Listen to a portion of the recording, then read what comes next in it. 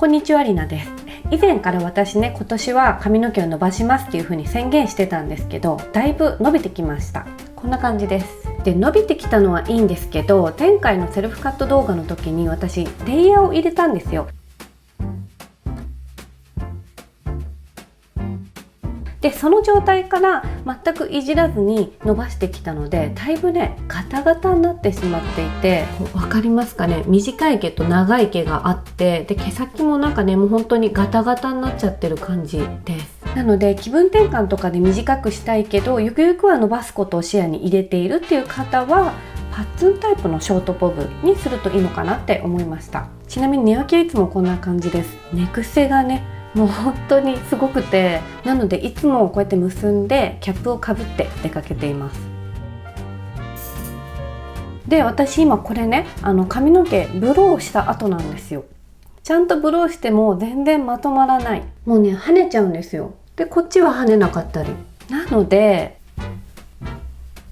いつもねこういう感じで結んでしまってます。この結んだ状態の毛先がちょっとねガタガタしすぎてるのが気になってて、あまりにもガタガタな毛先を切り揃えたいんですよ。だけどこう弱いたものを取った状態で切り揃えると、下手したら短くなりすぎちゃってまた結べなくなってしまうと困るので、結んだ状態でパツッとね切り揃えてみたいなと思います。初めての試みなのでうまくいくかわからないんですけど、やってみます。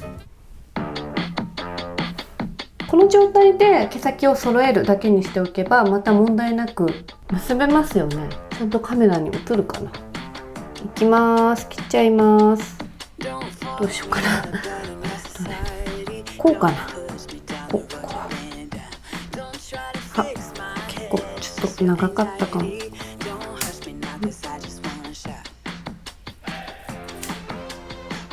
長く切りすぎたかも。長くっていうのは短くしすぎたかも。どうかな。こんなに切っちゃった。どう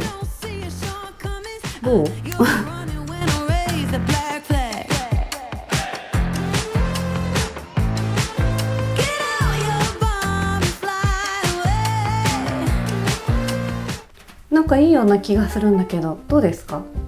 どうかな。外してみますね。外した感じは変わってないかな。どう？あ、でもちょっと短くなったかな、やっぱり。どうかな。どうですか？もう一回結んでみようか。どれどれ。あ、揃ってる。ちゃんと揃ってますね。ほら、揃ってますよね。成功。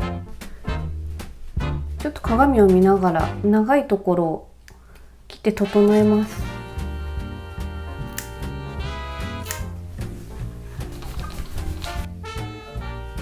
こういう普通の鏡だとよく見えないので、三面鏡で確認してみます。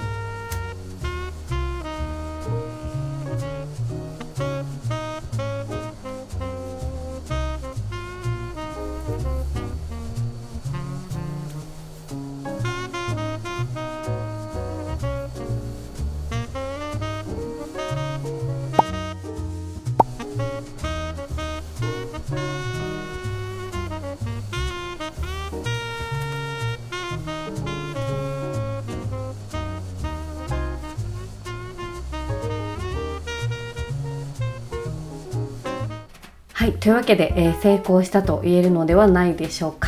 ただね結ばないで下ろしてる状態がもう本当にガタガタの状態なので、もうこれは結ぶしかないっていう感じではあるんですけれども、とりあえずねこのまままたどんどん伸ばしていって、肩下ぐらいまで伸びたらもう綺麗にバツンとまた揃えていきたいなと思ってます。最後までご視聴いただきありがとうございました。もし少しでも役に立ったよ、面白かったよって思っていただけたらグッドボタン、押していただけるととても嬉しいです。それからチャンネル登録もしまだの方ぜひぜひお願いいたします。また次の動画でお会いしましょう。